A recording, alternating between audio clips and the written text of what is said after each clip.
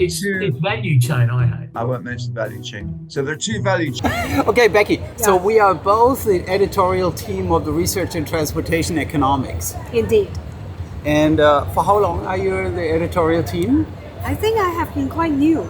Probably you joined much earlier than I did. I don't think so. Really? But I've been there relatively new as well. Okay. But as this editorial team, we were kind of wondering, they sort of asked us to think about special issues, if I remember correctly. Indeed. And that was one of the reasons why we started thinking about this particular special issue on multi-airport regions. Yeah. But if you remember, so to speak, the immediate event was a conference in Singapore, right? That we met each other and I presented the work on multi-airport region. You mentioned about related research that you have done in the area, and then, wow, let's not start a special issue on this.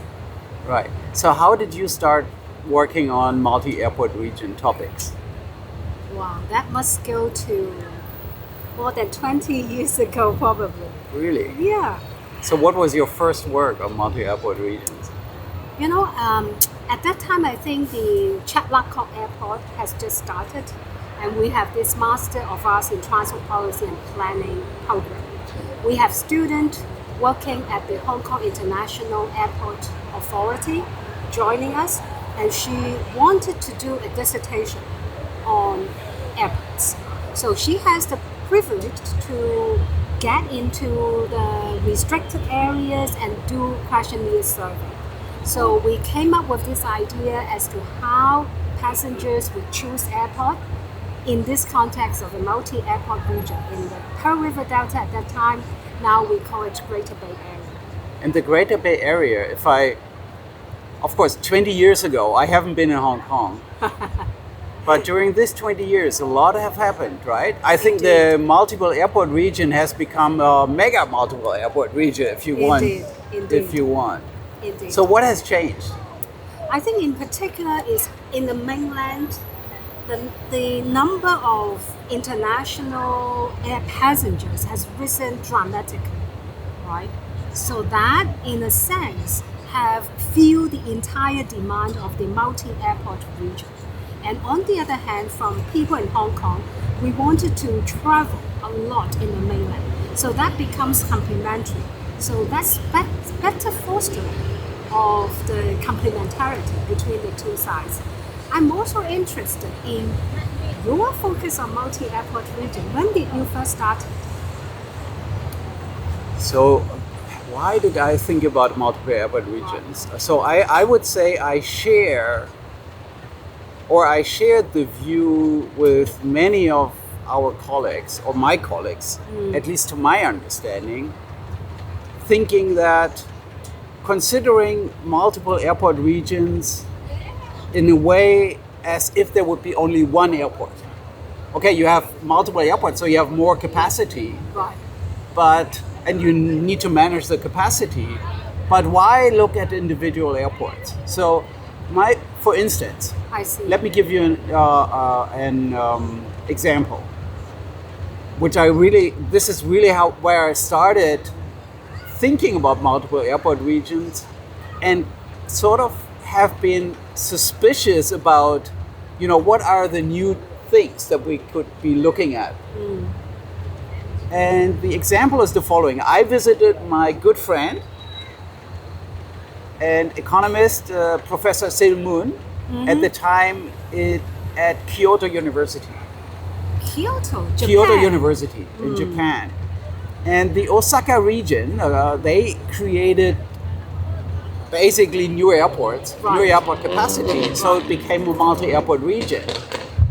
And they were thinking about, for instance, allocating as far as I can remember, thinking about, where should we put more domestic flights, international flights? Should we have one airport kind of concentrating on international traffic, whereas another airport concentrating on domestic traffic? And I thought, I don't think this is a very interesting question. And the reason is that, I thought it's basically airlines deciding, where do you open a connection, which airport to use. It's basically the airline's decision, and the airport doesn't have much to do with this. Now, my view on this has changed completely for different reasons. Let me mention two. One is that increasingly airports start really investing substantial effort in trying to develop the portfolio of connections that their airport offers. So they are actively approaching airlines, asking them to sort of perhaps serve a certain connection that they think would be worthwhile having, whereas airlines seem to be reluctant to open it. So that is something that is, in terms of network developments, it seems that airports now are much more active than they have been in the past. That is at least my perception. And the second is, what I had like a more laissez-faire view on, okay, let airlines and airports just work it out on their own. But you mentioned I've been working on multiple airport regions too. So I've been working on some study with a colleague, also from Japan, actually, Hideki. And what we did is we kind of worked on a theoretical paper, just trying to see whether an environment, a laissez-faire environment, in which airports and airlines would pick just on their own the traffic that they would like to deliver, whether this leads to a good result. Especially in a scenario which is actually quite relevant, where there are some airports that are big in a multi-airport regions and others that are small. So there are some asymmetries. And actually it's very easy to illustrate or to find some evidence that a laissez-faire environment in which the stakeholders just behave without any centralized coordination does not necessarily lead to a good outcome. And that was one region, and maybe let me just mention the last point.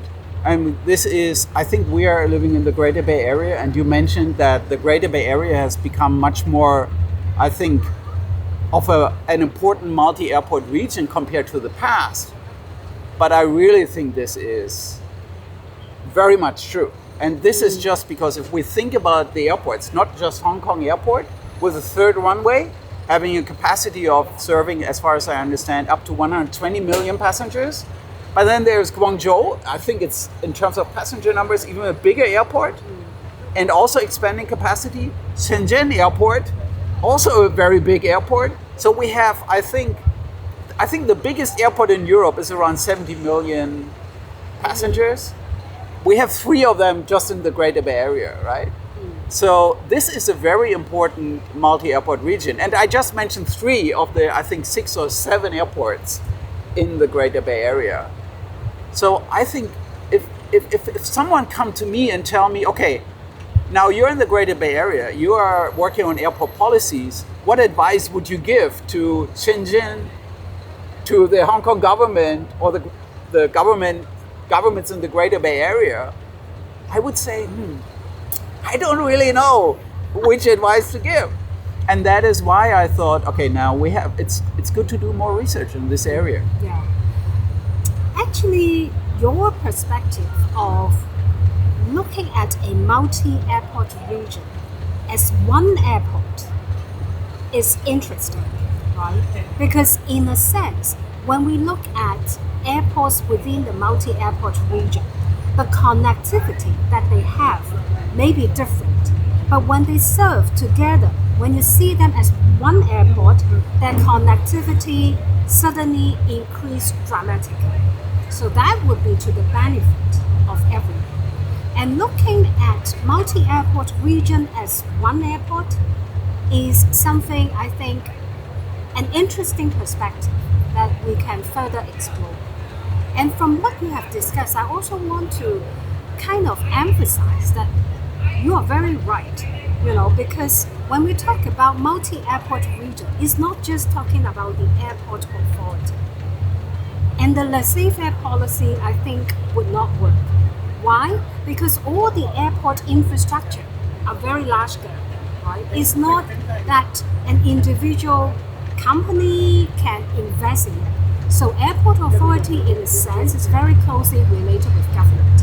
And all the air rights of connectivity rest with the government that would be further distributed, right, to the airlines. So this multi-airport region is really the interaction between the government, the airport, and the airlines, not to mention about the air passengers. So this topic is really very broad and very interesting for different transport researchers. And we're not only talking about airport infrastructure. Yes. Right? We're talking about rail infrastructure, Yeah. we're talking about road infrastructure, we're talking about bridges, tunnels, Yes. all kinds of infrastructures which Indeed. are very expensive.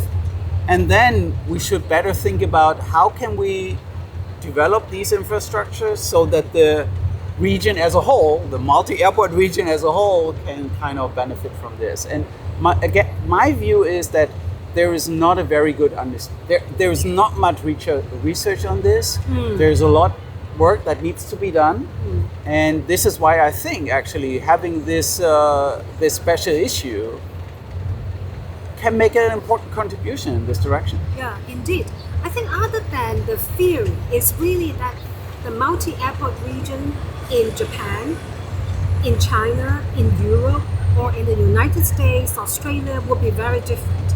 So hopefully in this special issue, we will be able to get more insights from empirical studies in different contexts so that we really see what works well, right, in a multi-airport region. Look forward to reading the papers. Please submit.